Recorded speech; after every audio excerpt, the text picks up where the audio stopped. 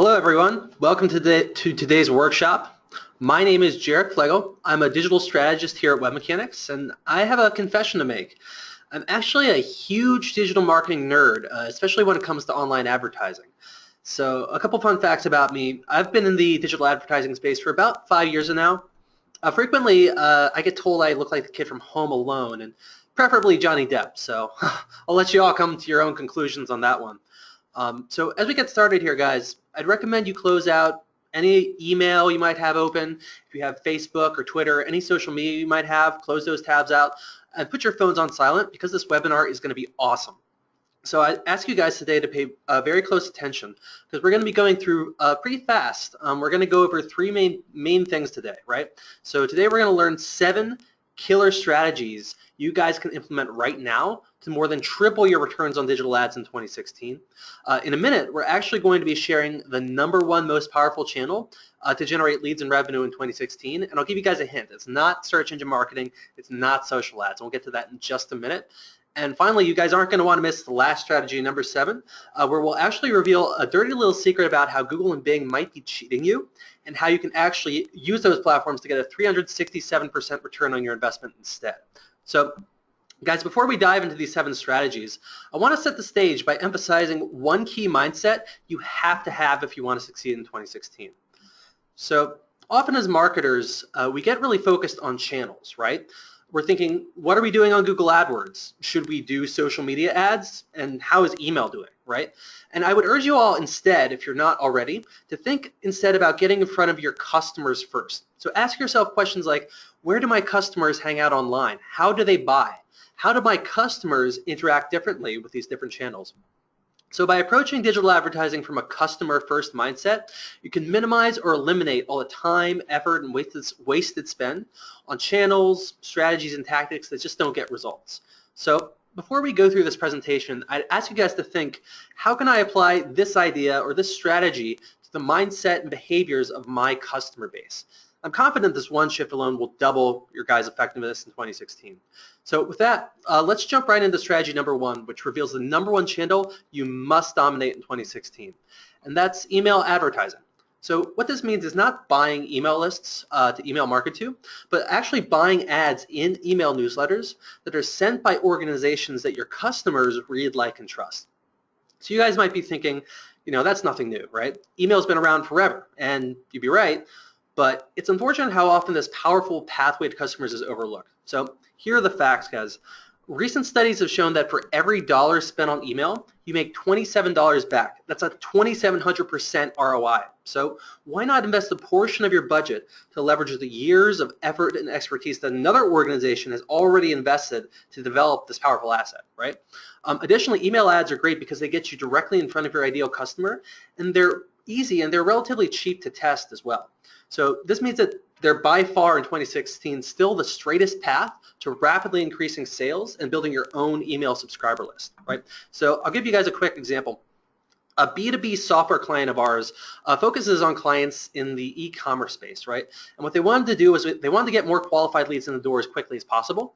So what we did was we bought a banner ad at the top of an email newsletter on an industry-related online magazine, and we tagged the links from the ad so we can measure the traffic and its performance in Google Analytics, right? And as you can see on the screen, the result was an astounding 40% conversion rate. This way outperformed other channels. And plus, we tracked these leads in the CRM, and we found out that they were much more highly qualified, right?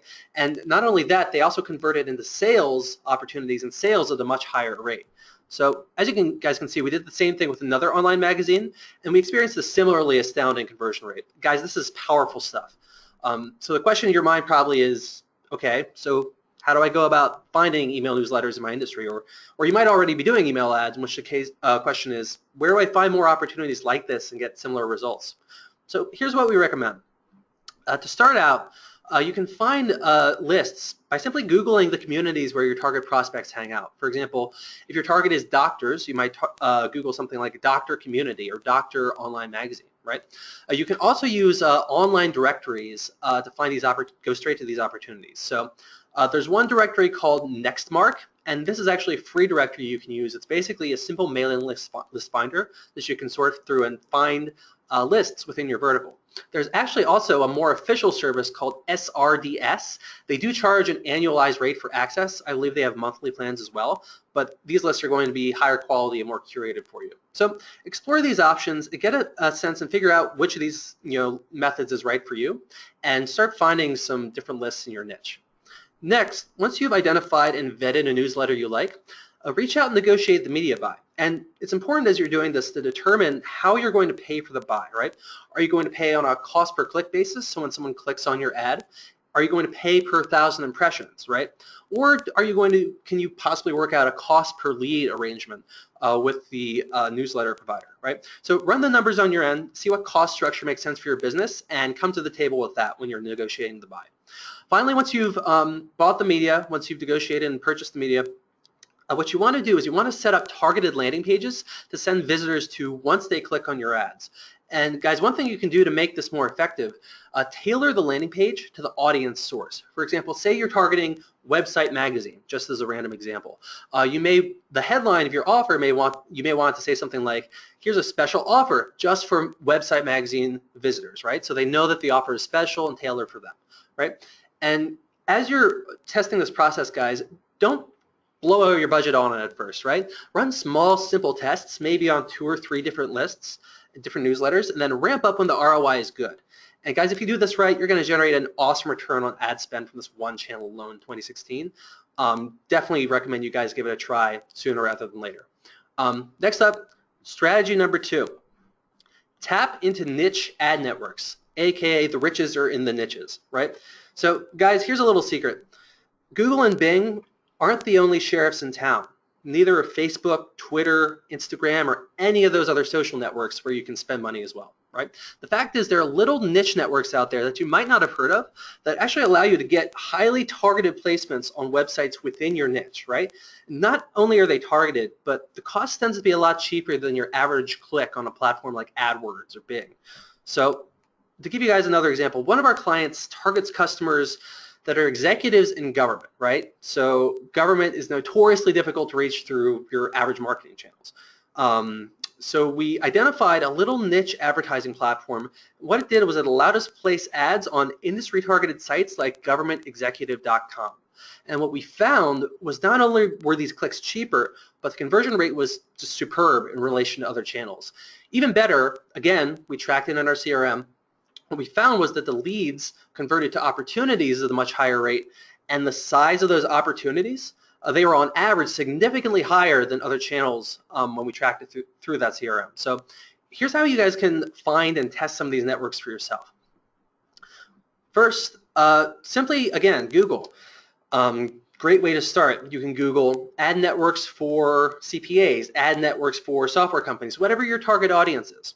Or again, there are online directories you can search and identify opportunities by the vertical you want to target. So a couple resources we recommend. One is a site called adnetworkdirectory.com. That's a great place to start.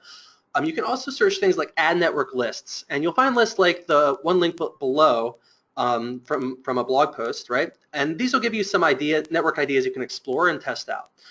So once you've identified some networks you want to try, again, place small budgets on each of these networks, right? So don't go all in, just place small test budgets, whatever their minimum is, that's within your budget to spend. And then once you've placed those budgets, you want to develop offers and landing pages, not just by the target persona you're trying to speak to, but again, also by the platform or the websites that you're going to be featured on, so that the offer you're presenting is relevant to the source of the person who came to your offer. Once you test these different niche platforms, get rid of the placements that didn't work out, right? You don't want to keep spending money on things that don't work, and invest more of your money in the winning networks and repeat that process. So guys, just pulse this process over and over, and you guys are sure to uncover some really high quality leads that you didn't even know were out there, right? This actually brings us to strategy number 3, which is laser focus your social ads. So one thing we know about social advertising is that the clicks are often cheaper on these social networks than on search. But a common issue with social traffic is the quality of that traffic, right? So the big question is, how do we get more of the right people to click on our ads and ultimately convert into leads? So The fact is, when you really laser focus your social advertising, it gives you better targeting, which equals a better quality score, right? Now it's slightly different from AdWords. They call it different things on Twitter and Facebook, but it's the same concept, right? That higher quality score results in cheaper and higher quality clicks, right? And what this does is it just allows you to spend more time in front of those qualified prospects for less expense, right? Plus, it also gives you a backdoor strategy, which we'll touch on in a second, to drive better SEO and more conversions on semi-autopilot. So let's dig into the 4 laser focusing tactics for social. The first of these is in-market segments. So to give a bit of backstory, in addition to the data they collect from users, right, Facebook and Twitter and other social sites buy data on their users from companies like Datalogix to understand their users' behaviors and their buying patterns, right? So this is a relatively recent development, and now you can actually capitalize on these segments to really hone in on those in-market prospects, right, who are actively looking for products and services in your vertical, right? So on Facebook, you can find this under a section called behaviors, right? Or behavioral targeting. Twitter calls it partner audiences, so it's a little different there, but same concept. So there are literally thousands of these categories you can target based on past purchase behavior. And by using this, not only do you eliminate non-buyers, you capture the attention of prospects who are already in the market for the kinds of services or the kinds of products that you offer. So as you're testing this out, think creatively about your customer and what behaviors or what buying patterns might signal an interest in your product. And then once you've identified that, apply those insights to your campaigns and zoom. You'll just laser in on your buyers. Another way to really target those buyers is social media remarketing, right? So in other words, targeting visitors who visited your website on the social media networks. So the problem with traditional remarketing ads is that they're often never seen by the user because the ads are often buried at the bottom of the page, right? So you may have a certain number of impressions, but who knows how many people actually saw the ad.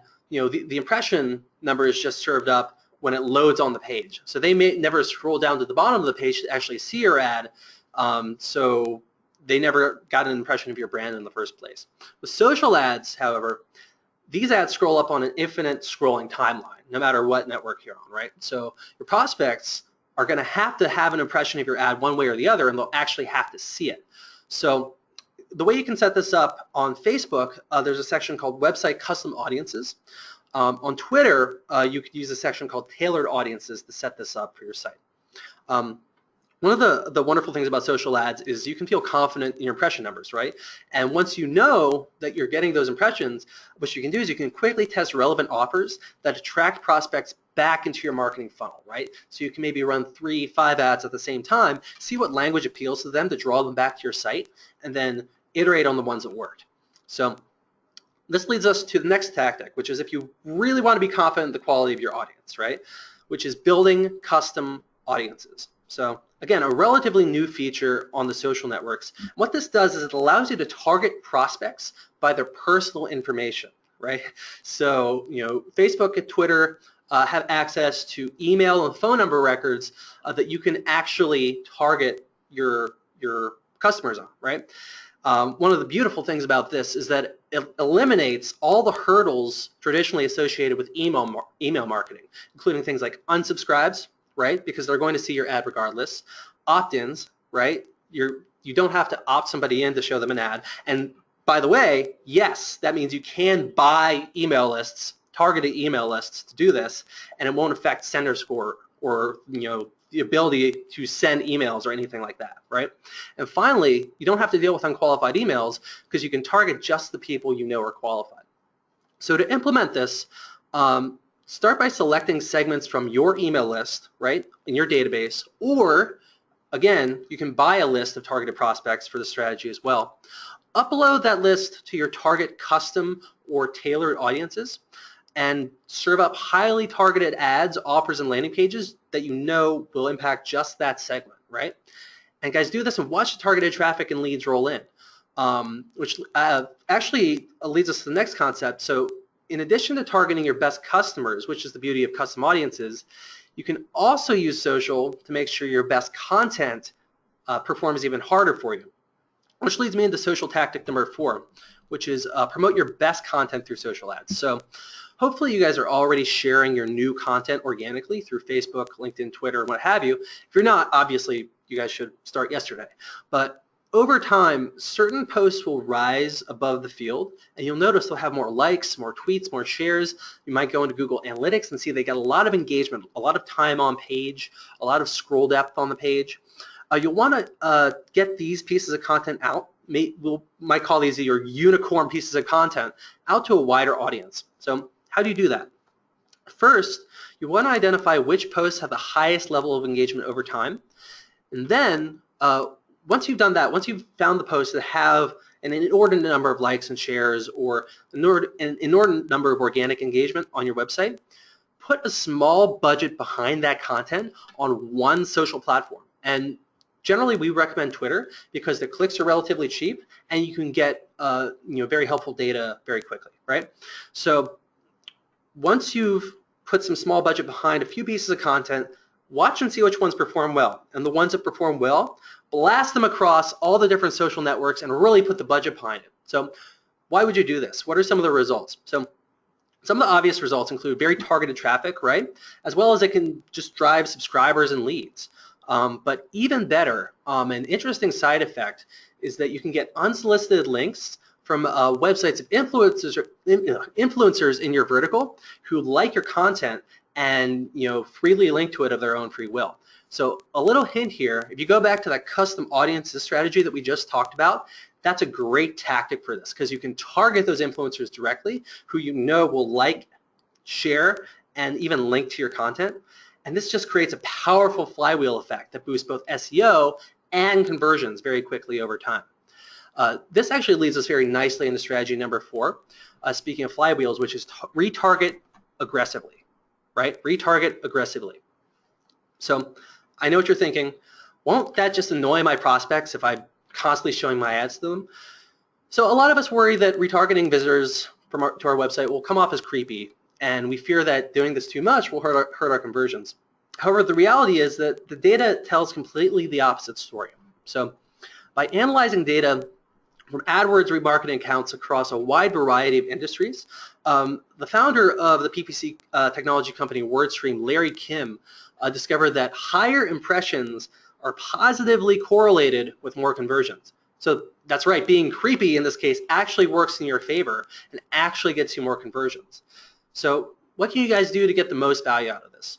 Here's what we recommend you guys do with your remarketing in 2016.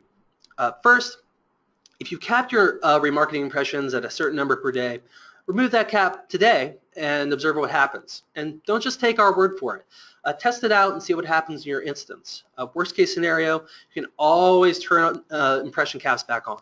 But I think you'll be pretty pleasantly surprised by the results once you remove those impression caps and put your foot on the gas.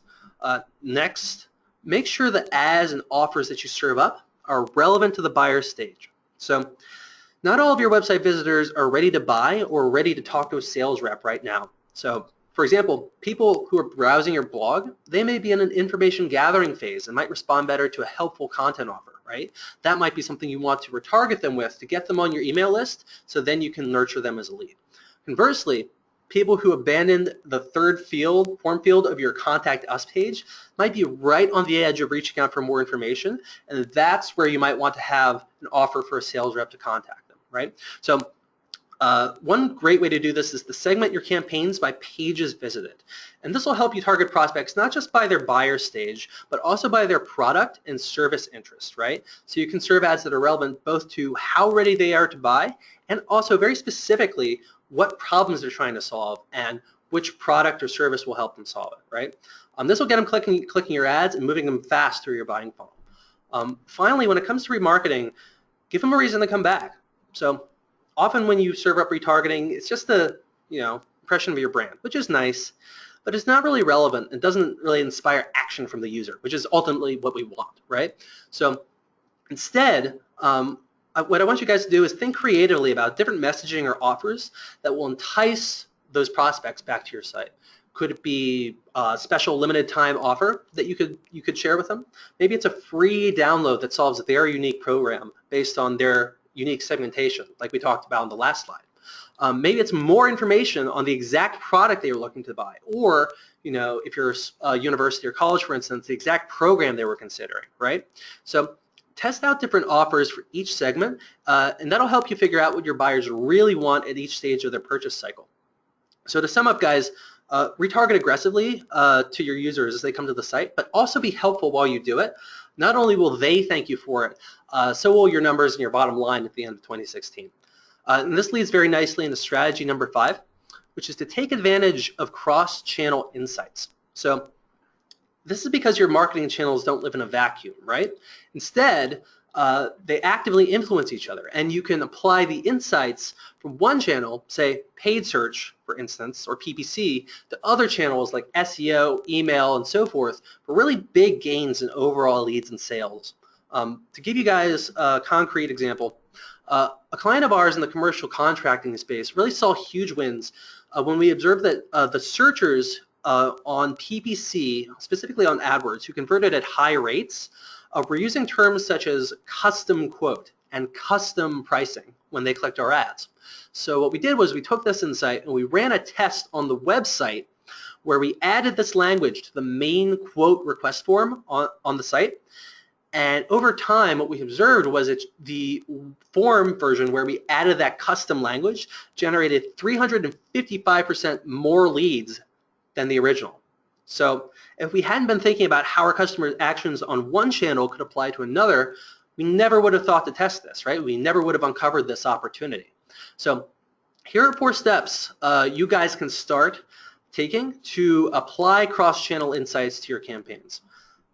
The first step is to look at the actual search terms, not just the keywords, but the actual terms users type into the search engine on your converting ad clicks as a starting point, right? So in other words, look at the terms that users searched when they converted, became a lead after clicking your ad. To find this information, you'll want to go in AdWords, you'll want to go to the Keywords tab, and then it's very simple. You'll see a drop-down tab for search terms right there.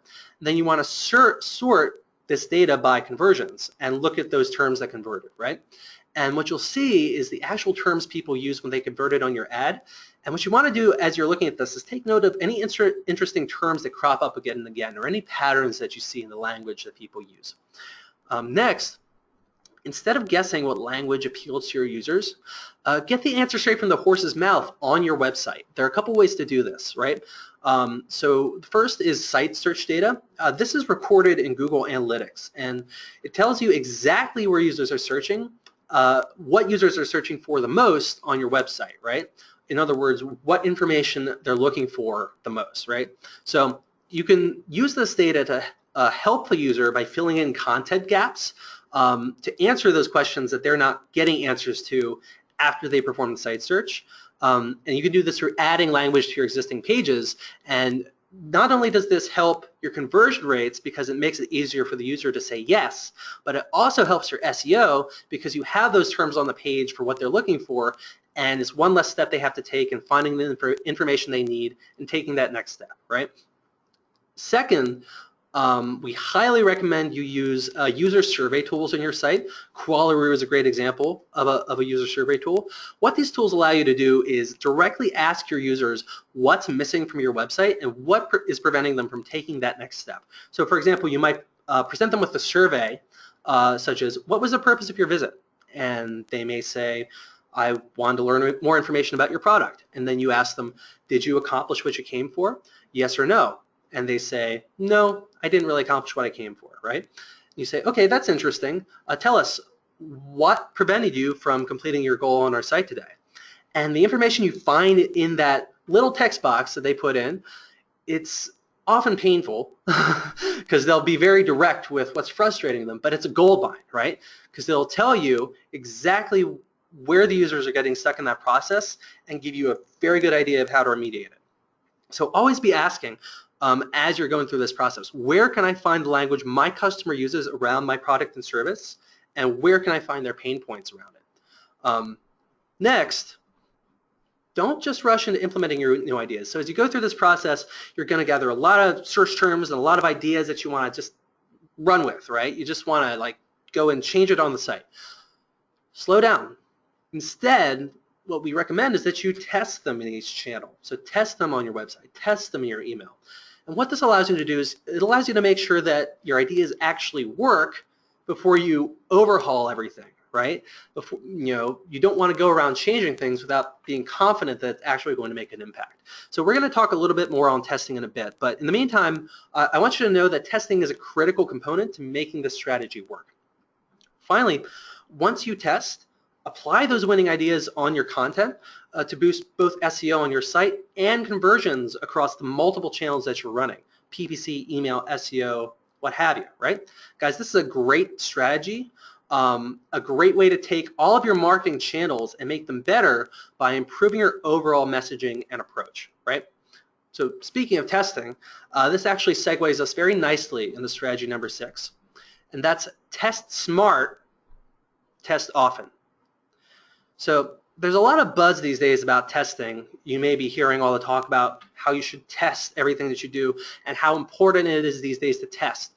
Problem is, there's a lot of talk about, that you have to test or what to test, but very little talk about how to test. Nobody tells you how to test. So what we end up doing is reading articles that tell us 101 ways to test your site, or 101 things you need to test in your site today.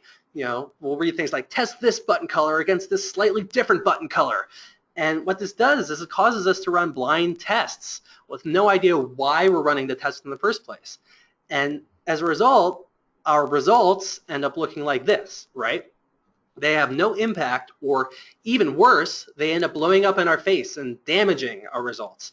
And at the end of the day, we wonder why we even bothered testing in the first place. Why did I wake up in the morning and run a test? What was the point? So if you've ever experienced testing like this, don't worry. We've seen it happen before, and there's actually a better way that we can show you. So let me show you 3 things you can start doing right now to run tests that actually matter and make an actual difference in your business results. So first rule here, never guess. Testing should be a scientific process, right? And it should be a process where you back your well-reasoned hypotheses with data and not assumptions. So next question is, how do you collect this data? So you can do it from a wealth of online sources. Google Analytics is a great place to start, and it's a gold mine of information on the quantitative side of things. Another couple sources of quantitative insights that you can use to supplement your analytics insights include heat maps, and these allow you to see how users clicked on your website, where they move their mouse, and how deep they scrolled on your pages. So it helps reveal more of the story behind aggregate user actions on your site. Another powerful analytics tool is form analytics, which allows you to see which problematic form fields on your most important web forms in your site are causing the highest percentage of abandonments, right? So that's really powerful, because if you can save people from abandoning your main forms in your site, you can instantly capture more leads, right? Very effective stuff. Even better, you can pair the quantitative data that you're gathering with qualitative insights. A couple sources for this. First is user polls, which we discussed earlier, and also, perhaps even better, user session recordings. So guys, these allow you to actually watch actual recordings of your users as they interact with and get stuck on your site. So you can actually watch your users as they move their mouse up and down, as they interact with your fields and your forms and your buttons, and just watch the whole story unfold. And you can see the actual psychology of the user and where they're getting stuck in the process. So it just provides this amazing story that you can then use to inform the data that you're receiving from analytics, heat maps, form analytics. Super strong, super powerful stuff. So by pairing the quantitative insights that you get with the qualitative, you can perform these powerful hypotheses that have the potential to deliver a really substantial impact on your business results. So how do you then go ahead and implement this? So what you want to do is you want to use this data to target the greatest possible point of impact, right? So look at your entire funnel and ask yourself, where in this funnel are your prospects falling off? Is it maybe that people just aren't clicking your ads? Could it be that your landing pages aren't converting and need to be optimized? Maybe the handoff process from marketing to sales isn't working well, and that needs to be addressed, right? So look at the whole funnel and focus on unsticking your biggest sticking point first, and then move down the line in order of priority, and that's how you're going to see the fastest results. Finally, as you test, keep it simple, right? I highly recommend that you be as lazy as possible in your testing. So what do I mean by this? Specifically, you want to run tests that require as little work as possible to implement, but have the maximum possible impact on business results. A great example is headlines, right? So headlines are still today the #1 copy element or element in your copy that determines whether your prospects will read on and read the rest of your copy and take the next step, right? They're going to read your headline and stay on the page, or they're going to leave. The beauty of this is that it's super easy to test, right? It's just text on your website. So it's super easy to change that around and run an A/B test on it, and it's super impactful. A better headline can improve results by as much as 100%. We've seen it improve results by as much as 1,000%. Some headline changes even improve results by 10,000% or more, okay? So really focus on where you can make the least possible effort to drive the maximum possible impact when you choose your tests. Let me give you guys an example. One of our higher education clients was experiencing a 48% drop-off on their program of interest form field on their request information form. And by the way, those of you who are joining us from colleges and universities, this is actually a common program that we've seen across .edu admissions web forms. So definitely keep that in mind. What we did when we discovered this issue was we polled users, and we discovered that they felt they were making a binding decision by choosing their program on this form, right? They thought that they would choose a program and be stuck with it forever, right? So what we did was we said, okay, let's test a new form variation.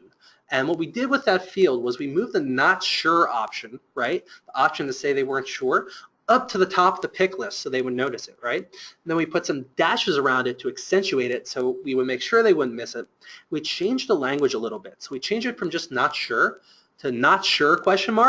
Choose this, right?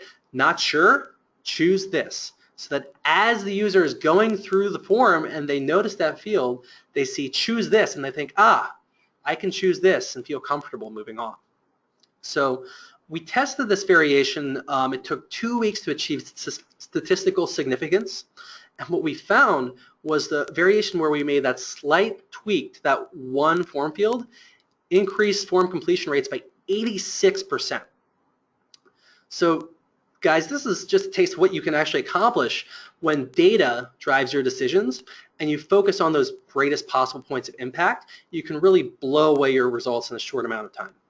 And finally, the final and perhaps most budget-saving strategy that we want to present to you guys is to audit the heck out of your search advertising campaigns. So let me preface what I'm about to say by telling you that I love Google AdWords, okay? I'm a total search marketing junkie, love AdWords, love Google, it's great.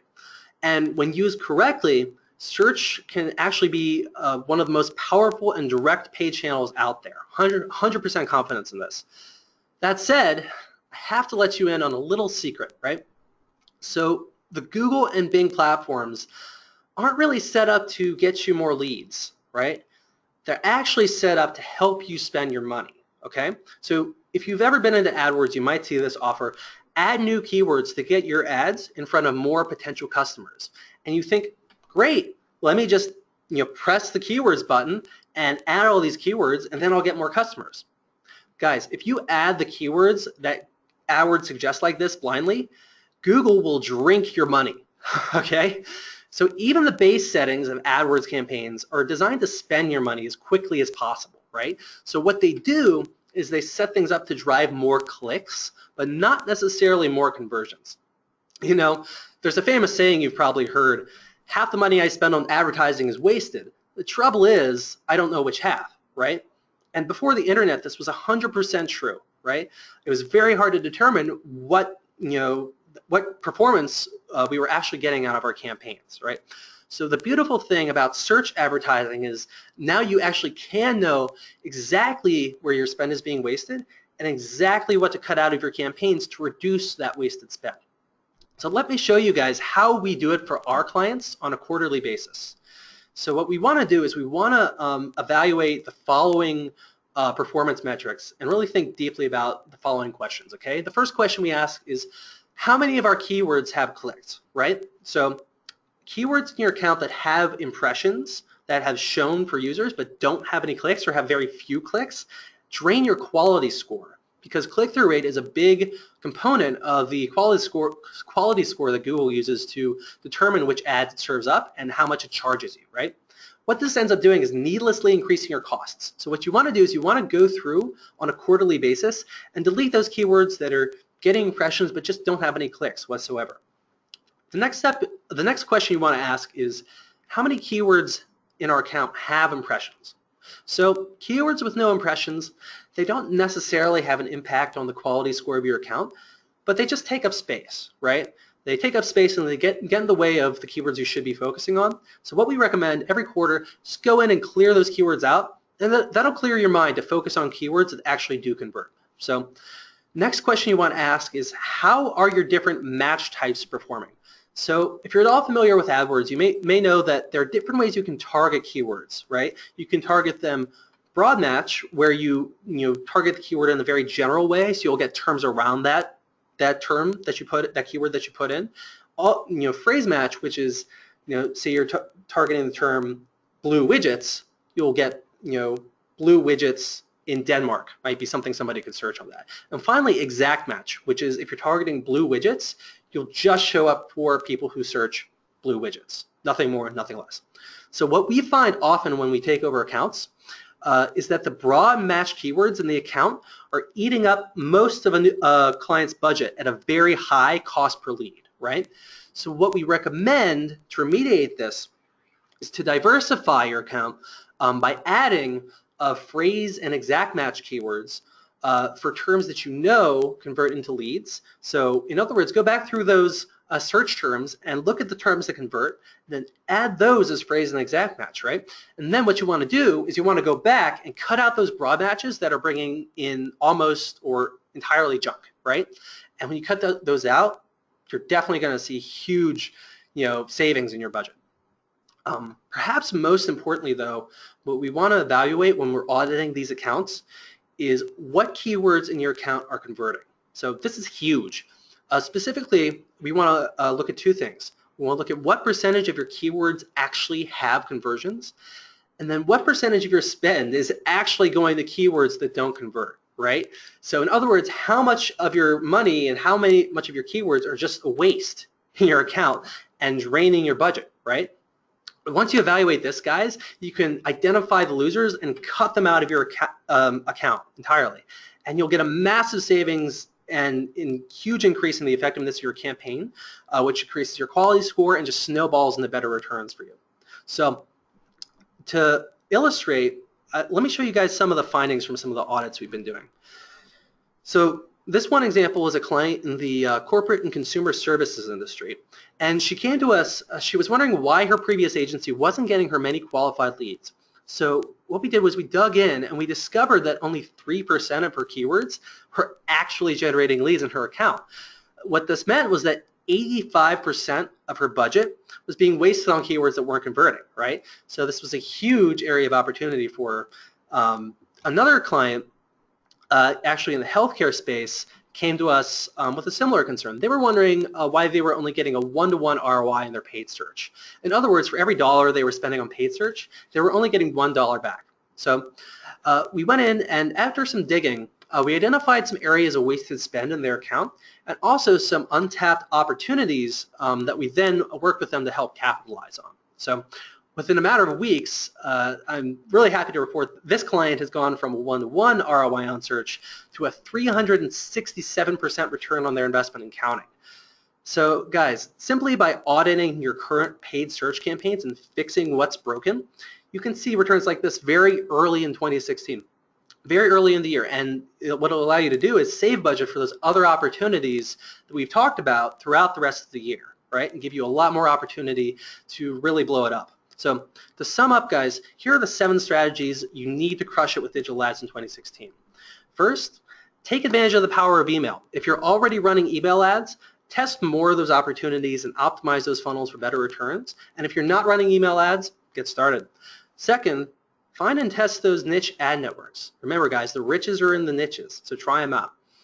Third, laser focus your social ads. It'll give you better leads, and it'll also improve the performance of your other channels, right? Fourth, put your foot on the gas with retargeting, right? Be relevant, be helpful to your customers, make them love you, and cut out those impression caps. Test it out, see what happens. Next, let your channels help each other out, right?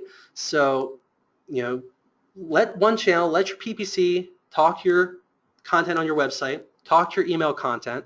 They'll give you huge wins across all of your marketing initiatives. Next, test often, but you better test smart, and don't say we didn't warn you. Finally, audit the heck out of your search campaigns, guys, and repurpose that budget you free up to test all the new opportunities we discussed today, right?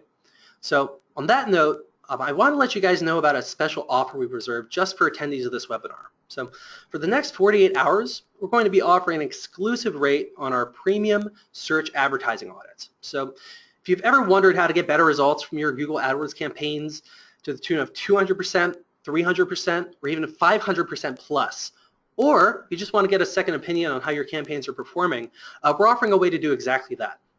In fact, this is the exact same audit we developed for that healthcare client we talked about that actually experienced a 367% ROI on their search advertising spend and counting, right? So guys, normally we offer these audits for $5,000.